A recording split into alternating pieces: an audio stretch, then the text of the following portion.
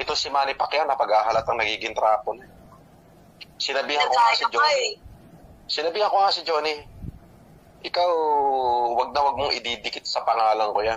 Kung magpo-post ka na lang, wag mong pa-share sa FLM family yan. Ginano ko si Johnny. Alam mong may utang sa akin yan, hindi pa nagbabayad eh. Malato ba yan? Ang problema, nasa laboratory yung mga doktora natin. Ay, salamat. Ila-lockdown daw ngayong March 20. Nakapag-produce uli sila. May natira sa Cagayan na 111,000 yung natira na salamin. Tapos ngayon nakapag-produce na sila ng 70,000. 300,000 yung request ni Congressman Gerald din naman. Ang problema, pag nag-declare ng lockdown, hinto yung optical mission natin. Eto ngayon ang malapit na problema. Siyempre, lockdown. Ano na naman ang kakainin ng tao? Mag-iiyakan na naman ng tao niya. Ngayon, kung makakalabas ako within the first week of April,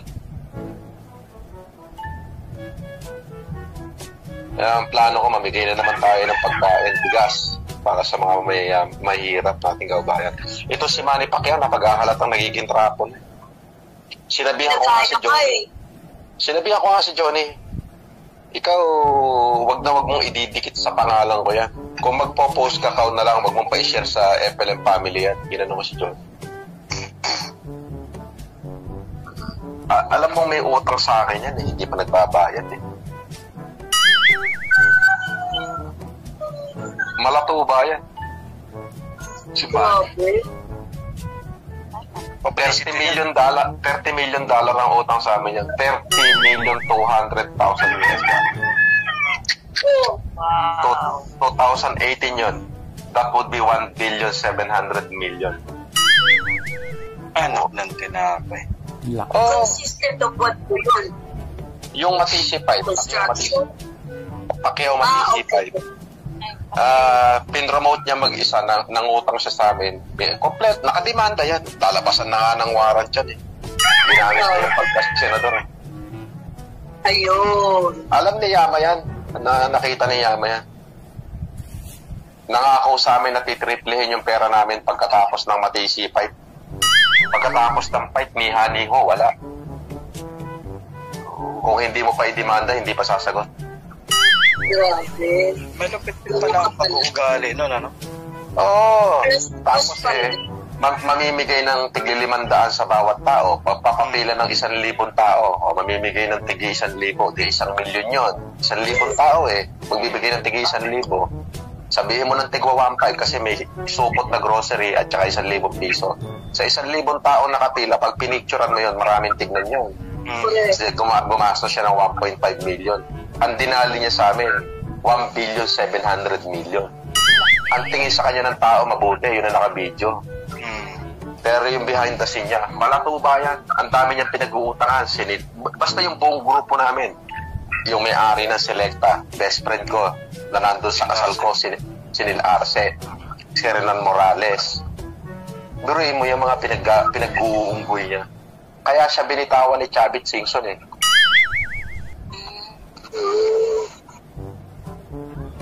Lagi niya ipinangangako, may laban ako, makabayad ako agad, may laban ako, may laban. Senador pa ako, mga ganun. Duruin mo, para makabayad na lang sa amin ni Bernard Chong. Sabi ni Bernard, sige, i-endorse mo na lang yung Mobile Legend.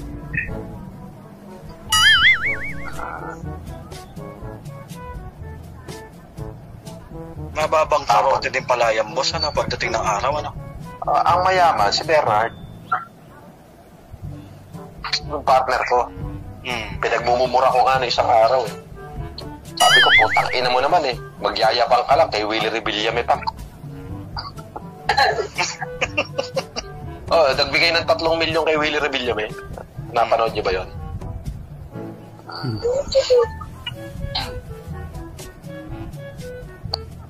Sa Wawawi?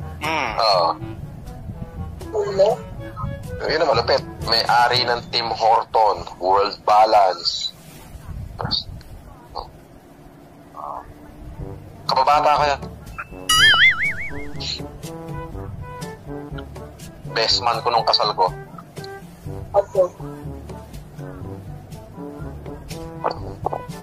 Hindi pa dati may utang sa'yo yun. Sino?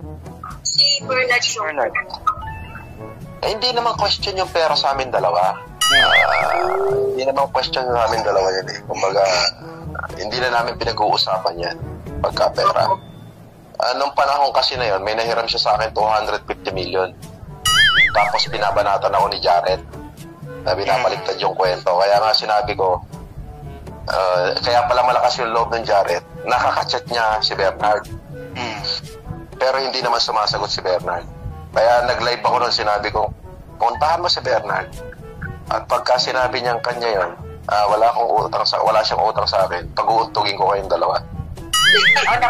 Napanood ko yun.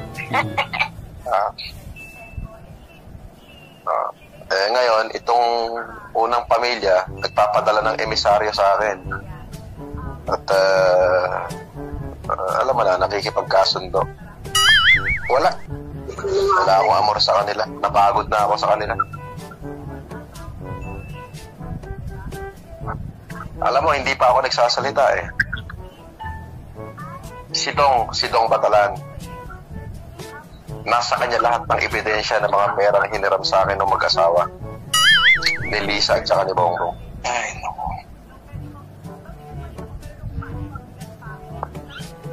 Alam mo, I don't know. I don't care about the race, the creed, the religion. But there is a race of people who've been nourished of being hypocrite. They grew up in the arms of hypocrite. They do not have etiquette, decorum.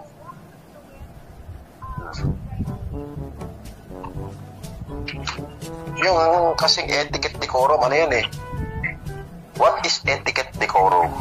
Etiquette, decorum imply observance of the formal requirement governing a person's behavior in polite society and a sense of whatever is appropriate for a person of good breeding with high moral, manner, value, and good taste. Wala sila nun. Yeah. Tapos sila pang inaano ng tao May na control na po yan sa Hawaii, maliliit pa.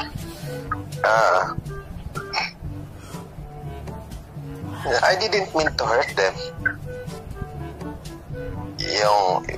Yung mga naririnig nyo na video recorder, audio recorder, siguro nasabi ko noon, lasing ako noon, no, mainit ang ulo ko, o may kausap ako. Hindi ako naglabas noon, so wala akong intention sirain sila. And in fact, the purpose of my humanitarian is just to cleanse the Marcos name of any crime, to free the Marcos' name hands for justice, to give the Marcos' name strength to face the country with pride. I burn my blood, burn and sacrifice as a sacrificial lamb. I accept those crimes that it is not mine.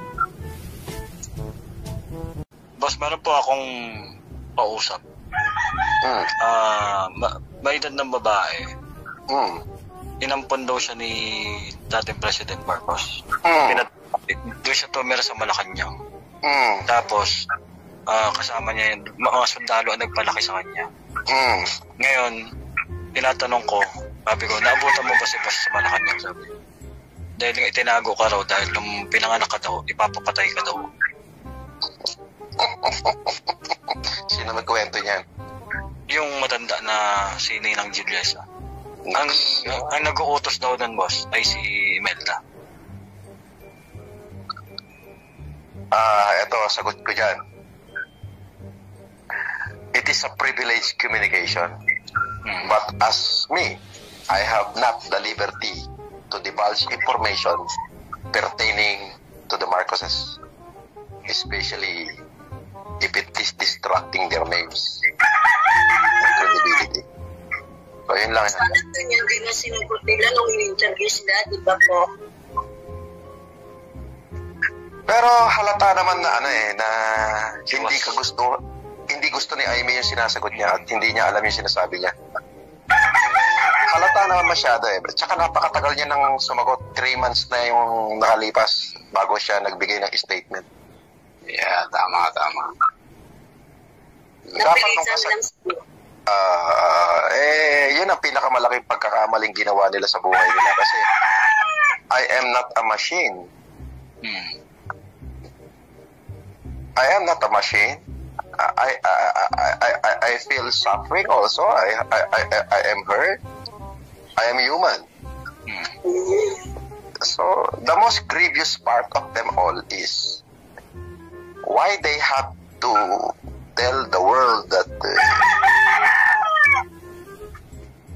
they were afraid when they know that my wealth came from something unusual instead of saying galing sa masama yung pera ko.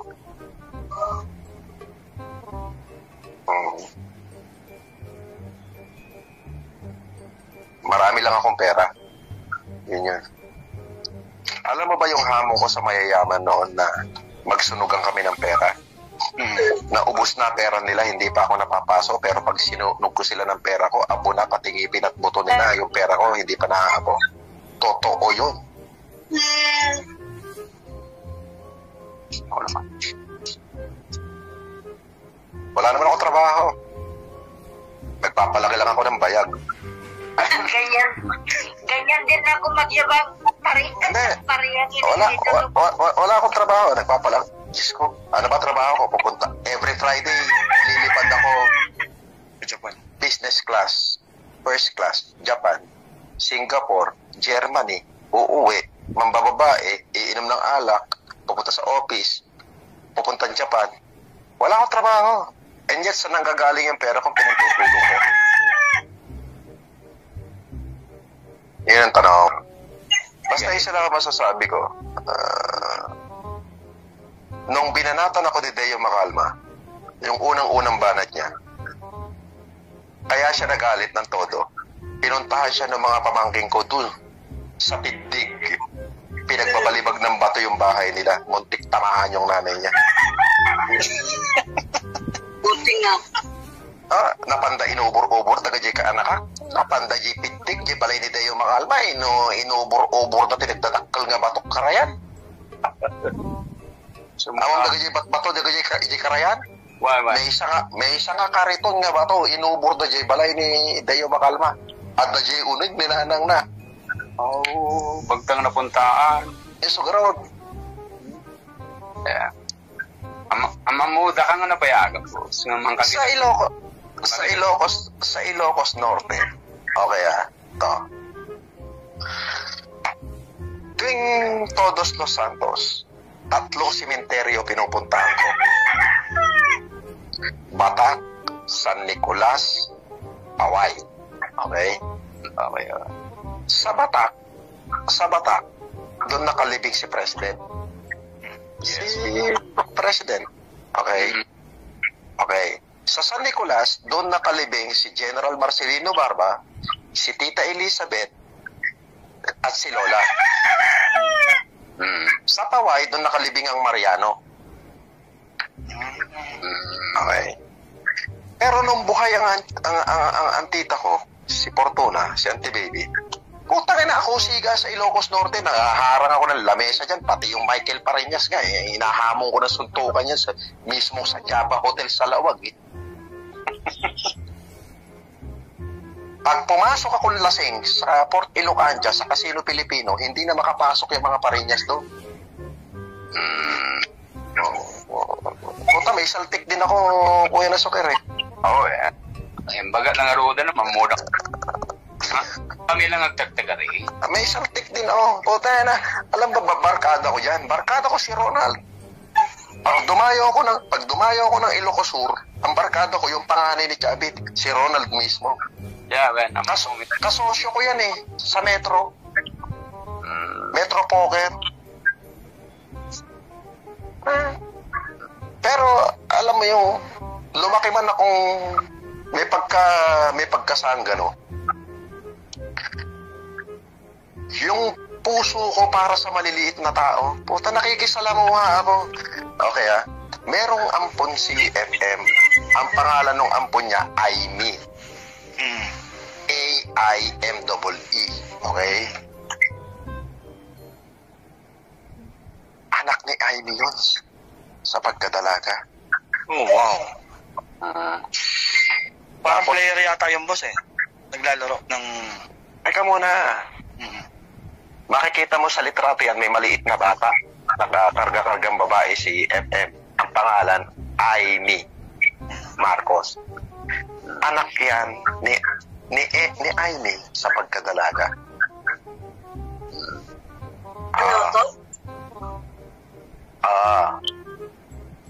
Anak niya sa pagkadalaga yun na nasa UP siya.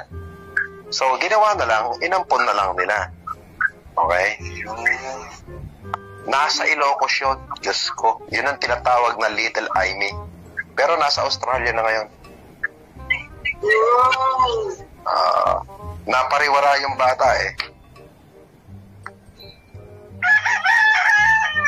Diyos ko, yung mga anak ni Bongbong, walang matinuto kahit si Sandro. Madwala. Ang gaganda nilang tignan pagdating sa photo operation. Pero, lasinggero, lalo yung pinakabunso, si Vincent. Puta ko makahalaklak ng naninigarilyo pa. Diyos ko.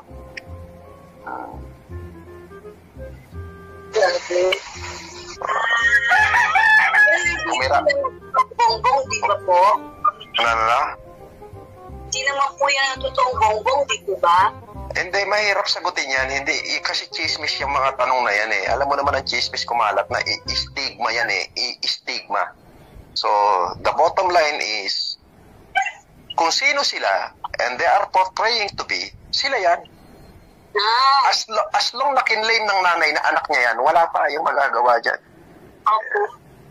Kasi nanay lang ang pwede sumagot Pero paano pag nagpa-DNA sila?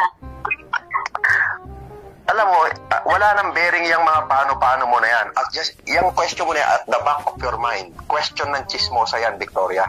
Okay? Ito na nga sasabihin ko Mas maliwanagan Hindi mo kailangan maliwanagan at wala na magiging maliwanag. Madilim na para sa kanila. Okay?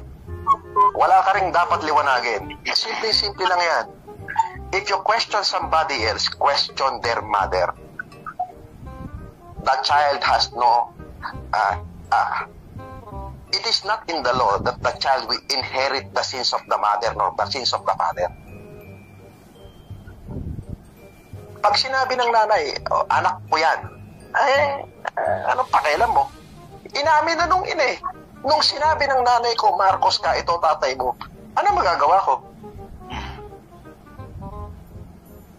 Kasalanan ko ba yun? Kasalanan ba ni Bongbong yun? Hindi kasalanan ni Bongbong yun. Kasi hindi niya naman na gusto yun na maging siya yan Di ba? So for the people, kung may at the back of your head, meron kang chismis dyan, dyan na lang yan. Sa'yo na lang yan. Kasi kapag nilabas mo yan, chismosa ka. Yun lang yan